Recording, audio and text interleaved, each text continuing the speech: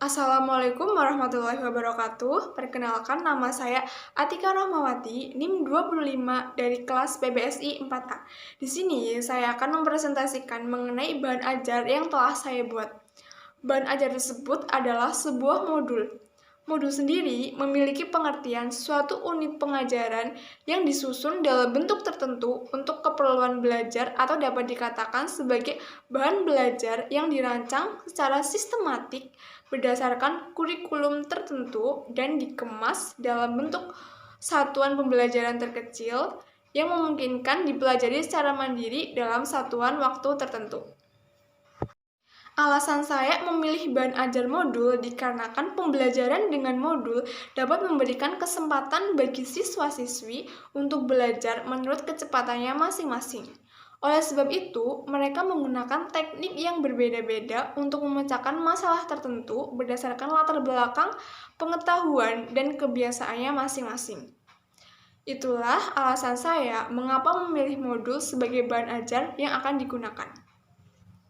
Dengan menggunakan bahan ajar modul tersebut dalam kegiatan pembelajaran akan memberikan banyak manfaat, di antaranya seperti yang pertama, kegiatan pembelajaran yang dilaksanakan lebih menarik dan mengesankan. Yang kedua, peserta didik lebih banyak mendapatkan kesempatan belajar secara mandiri dengan bimbingan berbagai petunjuk bahan ajar dari pendidik. Mereka bisa memilih waktu yang nyaman bagi mereka untuk belajar. Kemudian, yang ketiga ada peserta didik mendapatkan kemudahan dalam mempelajari setiap kompetensi yang harus dikuasainya. Bahan ajar modul yang saya buat ini digunakan untuk meningkatkan kemampuan berbicara pada peserta didik dalam kegiatan belajar mengajar.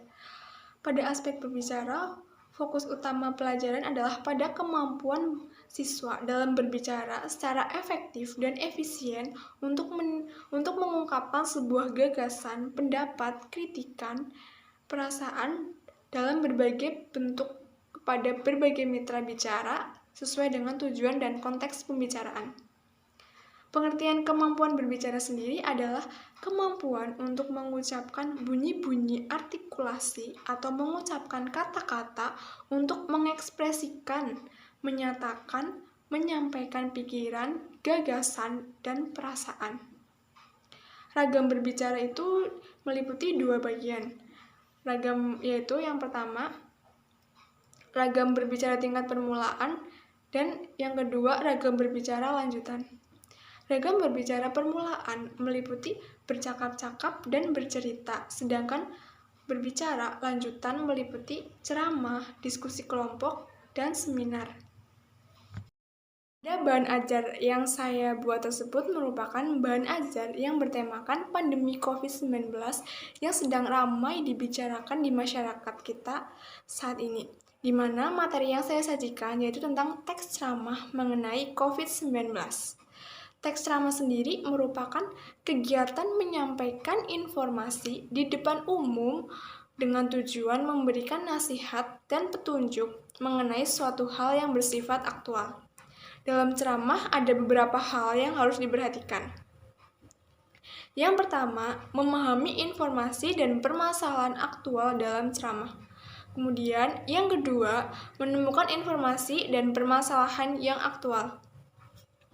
Informasi-informasi dalam ceramah dibedakan menjadi beberapa bagian. Yang pertama, informasi berdasarkan format penyajiannya. Informasi ini dibedakan menjadi informasi yang hanya berbentuk teks atau tulisan saja, gambar atau foto, serta ilustrasi atau karikatur. Kemudian, yang kedua, informasi berdasarkan lokasi. Jenis ini berdasarkan lokasi peristiwa atau kejadian yang sedang berlangsung. Misalnya, informasi dari tiap daerah kota, kabupaten, nasional, maupun mancanegara. Kemudian, yang ketiga ada informasi berdasarkan bidang kehidupan.